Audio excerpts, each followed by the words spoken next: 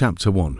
First projection. The room was silent, save for the hum of the old radiator beneath the frostbitten window. Anna sat cross-legged on the worn rug, surrounded by the faint glow of candles. Incense curled around her like phantom fingers. She had performed this ritual dozens of times before. Control her breathing, clear her mind, envision the silver cord, and let go. But this time, something answered.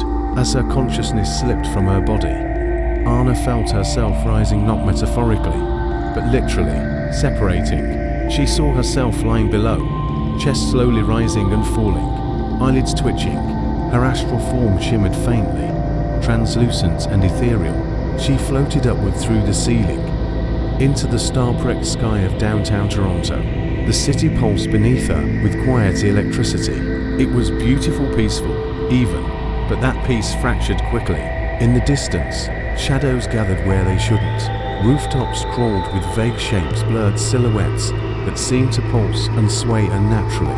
They moved without sound, without logic, like predators disguised in fog. Suddenly, Anna felt seen, not by human eyes, but by something aware, cold and ancient.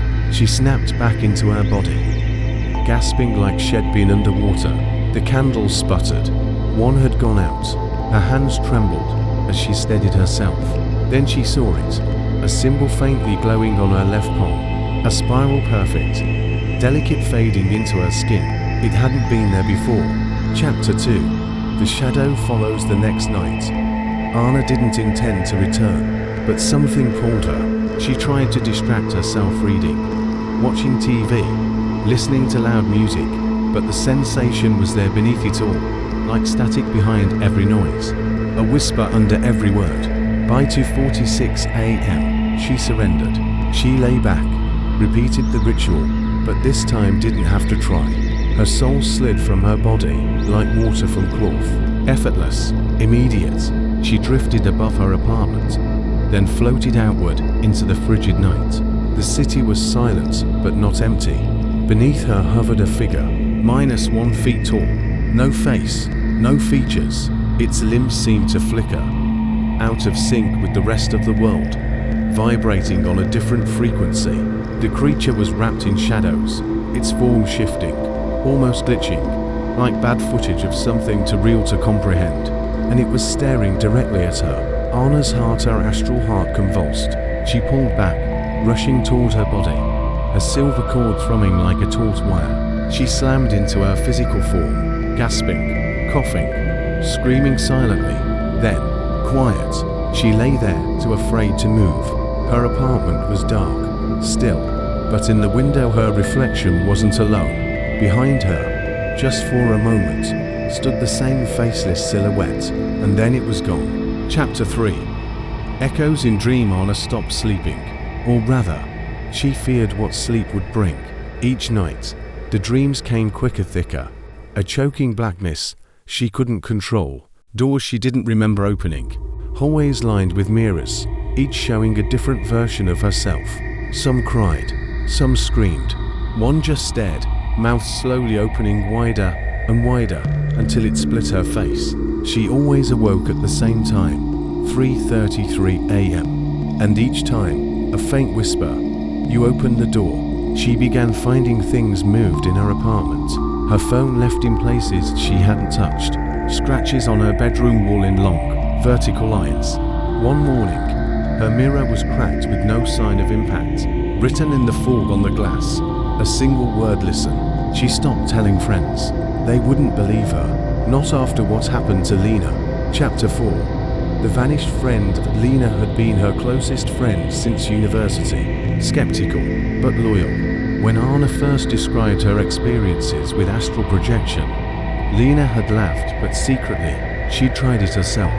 One night, she confessed that she felt to light, like her body didn't hold her properly anymore. 3 days later, she vanished. No forced entry, no trace.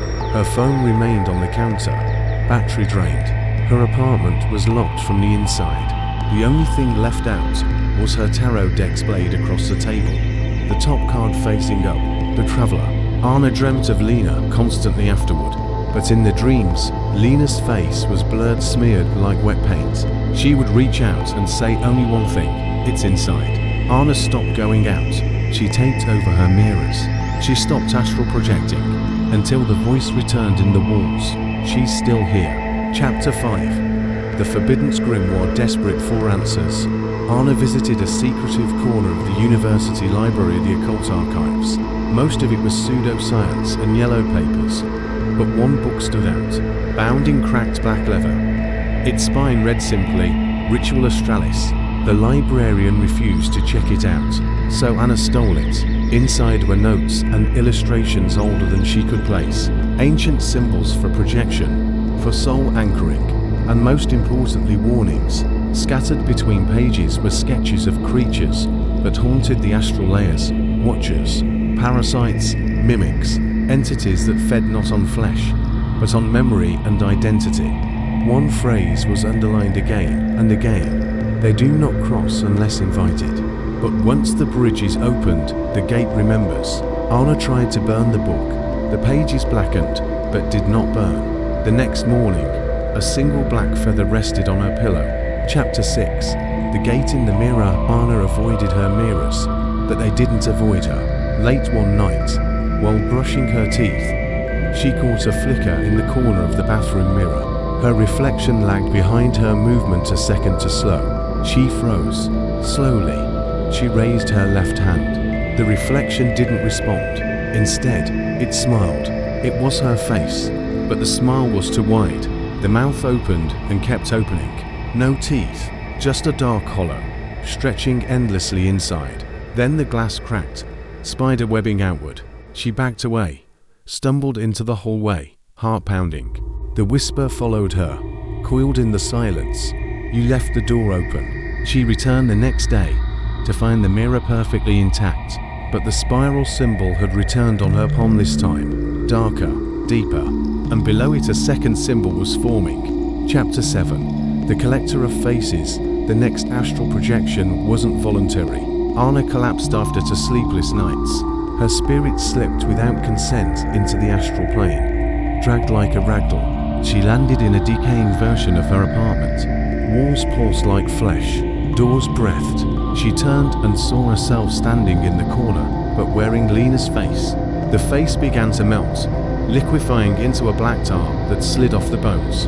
Another face took its place, her mother's, then her professor, then strangers she didn't know. All of them, screaming silently.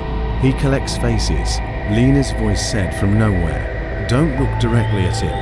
A door opened behind her.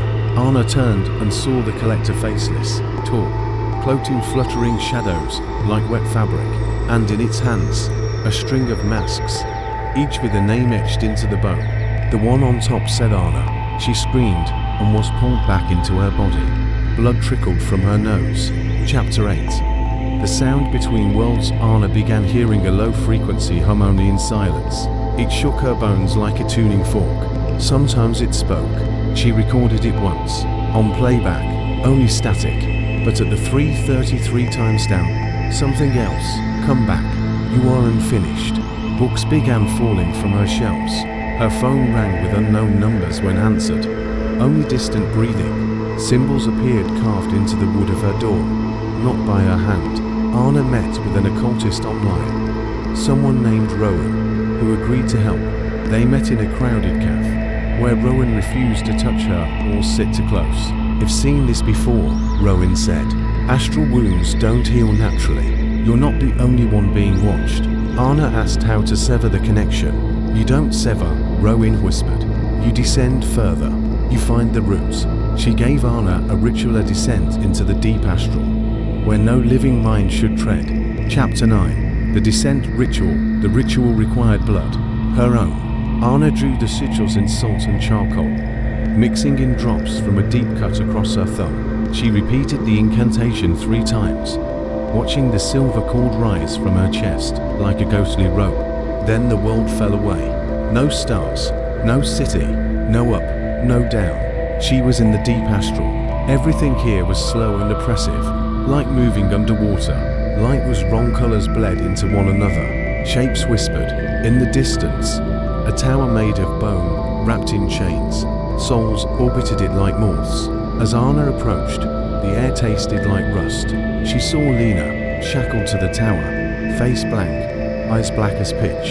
Her mouth opened, and dozens of voices spilled out. Hayes inside now. He wears you. A door opened at the base of the tower. Anna was drawn toward it. She stepped through. Chapter 10. The hollow room found herself in a hollow room. Silent, airless, white walls, featureless and smooth. No exit. Then something moved. The collector stepped into view, dragging its chain of faces behind. It held Anna's mask, turned it slowly. The voice that came from it was hers, slightly warped. You left the gate open. Now we walk inside you. The room began to shake. Cracks formed on the walls. Black liquid bled from the ceiling. The masks began to twitch. Some cried. Some laughed. Anna screamed, willing herself to wake. She jolted up in bed, soaked in sweat, but her room smelled of rust. And in the mirror across the room, her reflection didn't move. It watched. Chapter 11. The mark spreads. The mark on Anna's palm had now grown into a lattice of spirals and unfamiliar glyphs crawling up her wrist. No matter how she scrubbed, no matter how many baths she took in salt and vinegar, the sigils deepened, carving themselves like tattoos from another world. At night, her reflection moved independently. It copied her late. It mouthed words she didn't say. And one night it spoke aloud. You're just skin now. The soul is almost gone. She smashed the mirror, but her reflection didn't shatter. It smiled through the shards. Chapter 12. Rowan's warning. Desperate, Anna returned to Rowan. The occultist looked worse then, eyes bloodshot, lips chewed raw.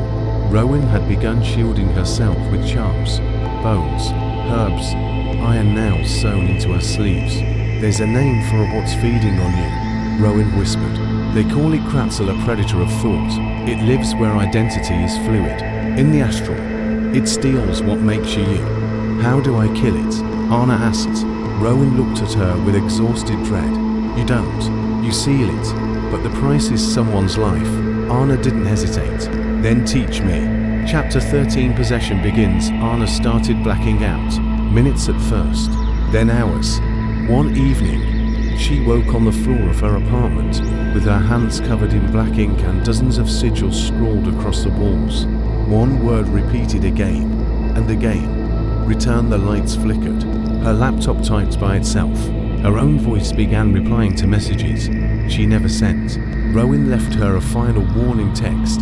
You're no longer alone in your skin. That night, Anna looked in the mirror and found two shadows behind her instead of one. Chapter 14. A deal with the dark. Unable to expel Kratzel, Anna did the unthinkable. She entered the deep astral intentionally, offering herself in exchange for Lena. She stood again in the room of white walls and no doors. The collector met her, dragging its chain of faces. Lena's floated among them, cracked and fading. Anna reached into herself, drew her soul out like thread, held it up. You want me? Take me. Let her go. But Kratzel was clever. It spoke in a dozen voices. Her father, Lena, even her own. You are already mine, but I can give you power. It offered her control, shared space instead of consumption. A chance to become something between human and shadow. All it asked for was permanence. Chapter 15. The first echo. Anna awoke not alone. She felt it breathing beside her thoughts, like a roommate inside her mind. Her eyes sometimes blurred. Her voice changed pitch in mid-sentence, but she also felt stronger, sharper, able to push back.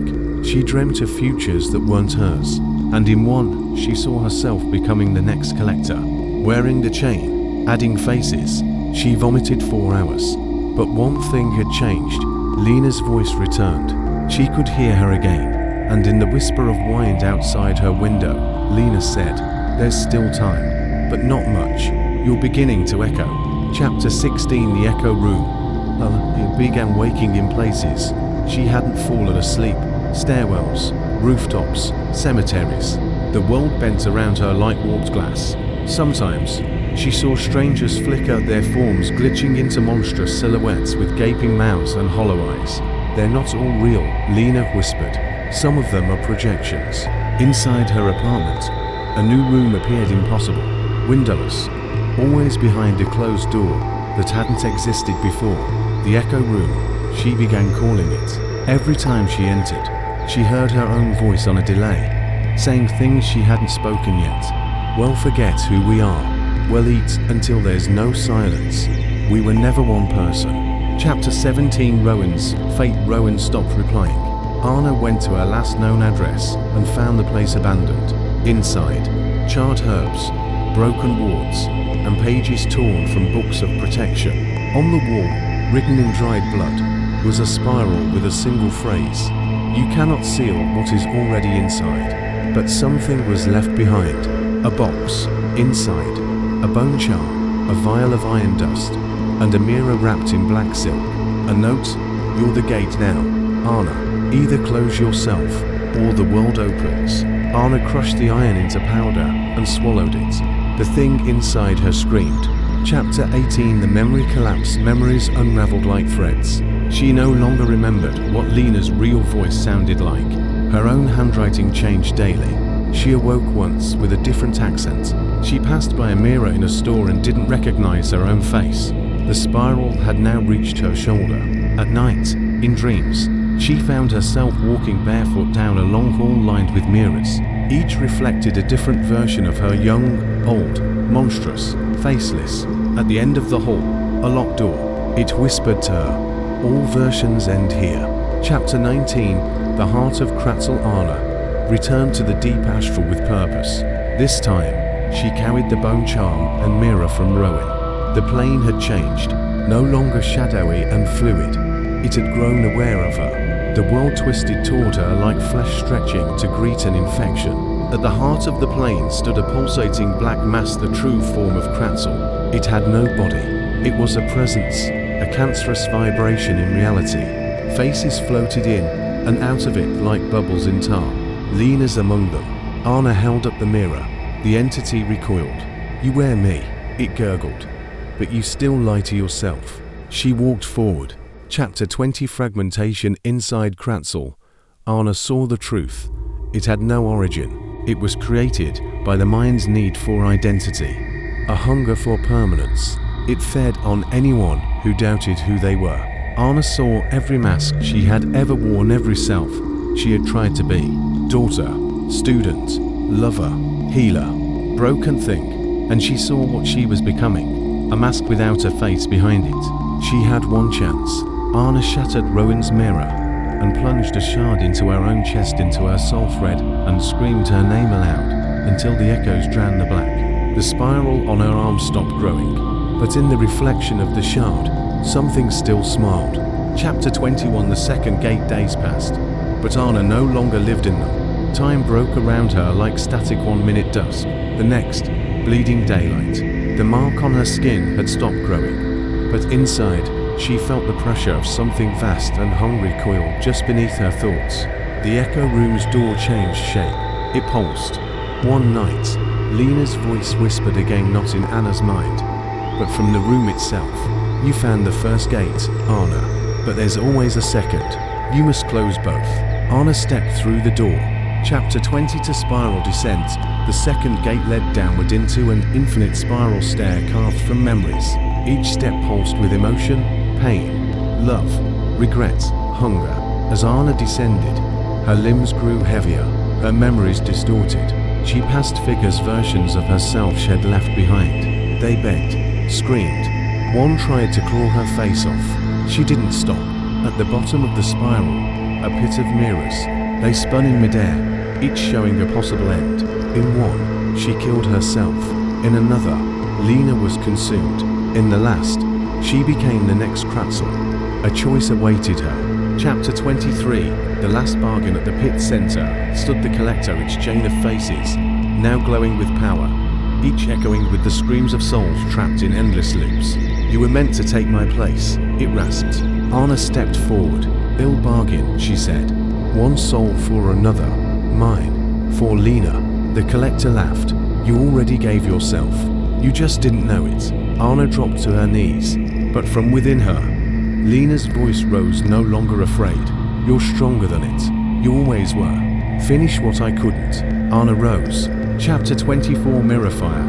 She shattered the mirrors with her scream. Each shard burst into flame, not real fire, but memory fire. Light that burns what doesn't belong. The collector shrieked.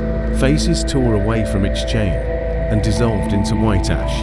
Anna walked into the center of the pit and opened her chest again, this time willingly. From within poured not just her soul, but every fear, regret, and lie she had ever believed about herself. You can't consume what accepts itself. Kratzel screamed as the echo room collapsed, the plane folding inward, sucking itself into non-being. Anna fell. Chapter 25. Echoes fade. She woke in the hospital, tubes in her arm. Weeks had passed, no spiral on her skin, no marks, no Lena. The doctors told her she'd been found alone in a cabin, malnourished, catatonic, no sign of anyone else. She moved away, changed her name, avoided mirrors. But some nights, when the air was too still, and the wind spoke in half-familiar tones, she heard her own voice in places she hadn't spoken. And once, just once, she walked by a mirror in a train station. Her reflection turned and whispered, "We're still here." The end.